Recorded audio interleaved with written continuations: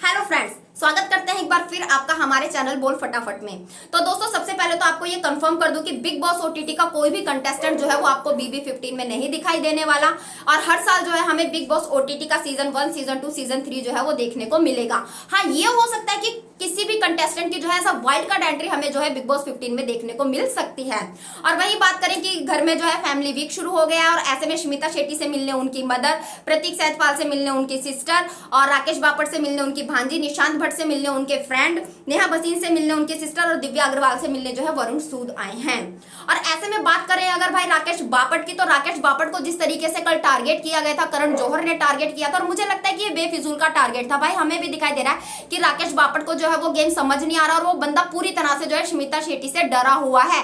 ये साफ साफ दिखाई देता है, क्योंकि जब एज अ गेस्ट जो है रश्मि देसाई और देवोलीना घर में आई और जो उन्होंने टास्क करवाया, तो उन सारे टास्क में जो है उन्होंने दिव्या का मुंह पानी में डुबाया, जबकि ये राकेश बापट के वर्ड्स थे कि जो स्मिता शेट्टी है वो मूव ऑन नहीं करती है, स्मिता शेट्टी जो है वो दिव्या अग्रवाल है जो वो ज्यादा हॉटर है। तो ये सारी चीजें खुद राकेश बापट ने बोली है, बट स्मिता शेट्टी के सामने जो है उन्होंने गेम बिल्कुल पलट दिया, अपनी बातों से बिल्कुल जो है वो अग्री मतलब पलट गई, ये बोल सकते हैं हम। वहीं पर अगर मैं बात करूं स्मिता शेट्टी मैडम की, तो स्मिता शेट्टी मैडम का तो हमें एक अलग ही एटीट्यूड जो है वो दिखाई देता है। जैसे कि पिछले वीकेंड वार पर रूबीना दिलैक आई थी, तो मैडम अपने ही ख्यालों में कहीं आसमानों में देखती हुई खोई हुई थी, और यही एटीट्यूड आज उनका जो है रश्मि देसाई और देवोलीना के सामने मुझे दिखाई दिया। मतलब वो कोई भी गेस्ट आता है या घर के जो भी कंटेस्टेंट है ना, मुझे ऐसा लगता है किसी को वो वैल्यू नहीं करती। वो ये सोचते कि ये सब जो है वो मुझसे नीचे है, और जो मैं हूँ एक बहुत बड़ी एक्ट्रेस हूँ यहाँ पर, और मेरे लेवल का जो है, चाहे वो कोई गेस्ट आता हो या फिर कोई घर का कंटेस्टेंट हो, मेरे लेवल का यहाँ पर कोई है ही नहीं। ये चीज जो है स्मिता शेट्टी के आगे दिखाई देती है।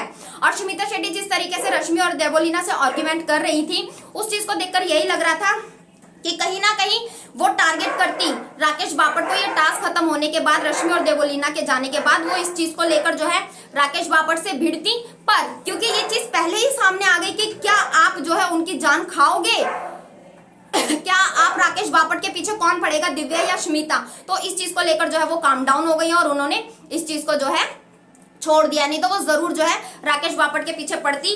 और रही बात जो स्मिता मैडम बोलती है बार बार कि दिव्या हमारे बीच में आ रही है, दिव्या हमारे बीच में आ रही है, इस चीज को लेकर मैं फेडअप होगी। तो कोई भी, ये हम डे 1 से देख रहे हैं कि कोई भी जो है दिव्या को बीच में नहीं ला रहा है। स्मिता ही बार बार जो है दिव्या को बीच में लेकर आती है, वो बार बार बैक बीचिंग करती है राकेश बापट से कि तुम दिव्या से बात मत करो, तुम ये मत करो, वो मत करो।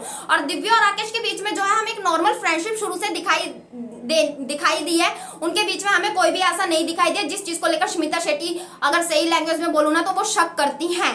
और जबकि वो चीज हमें नहीं दिखाई देती, दिव्या और राकेश के बीच में हमें एक प्योर फ्रेंडशिप जो है वो दिखाई देती है।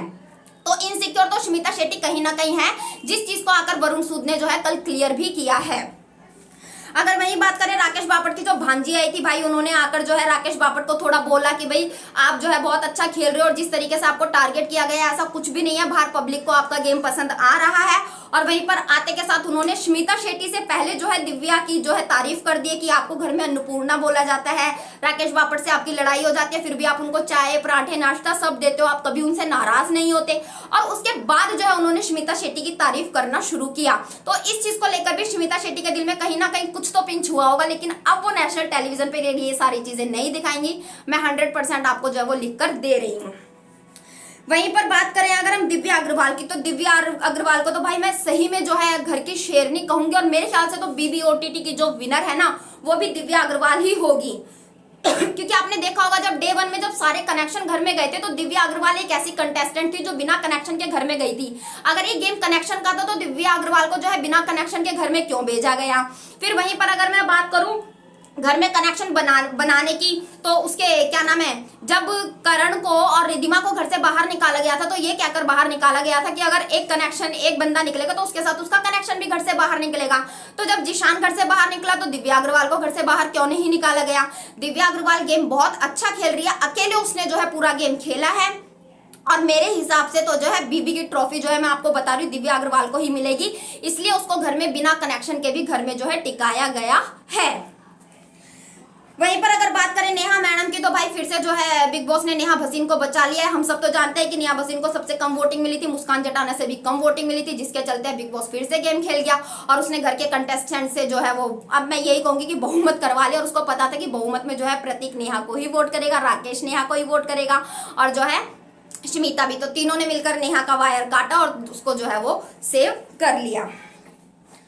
तो दोस्तों ये था आज का टास्क जो है फैमिली वीक। घर वालों से घर वाले मिलने आए। अब मिलने के बाद कौन अपने घर वालों की बातों को जो है अपने जहन में उतारता है। और प्रतीक ने तो कहीं ना कहीं ये सब शुरू कर दिया और उसने जो है नेहा के साथ थोड़ी थोड़ी दूरियां जो है वो बना ली है। तो आपको एक बार फिर से कंफर्म कर दूं दोस्तों कि जो है बीबी ओटीटी का कोई भी कंटेस्टेंट आपको जो है बिग बॉस 15 में देखने को नहीं मिलेगा।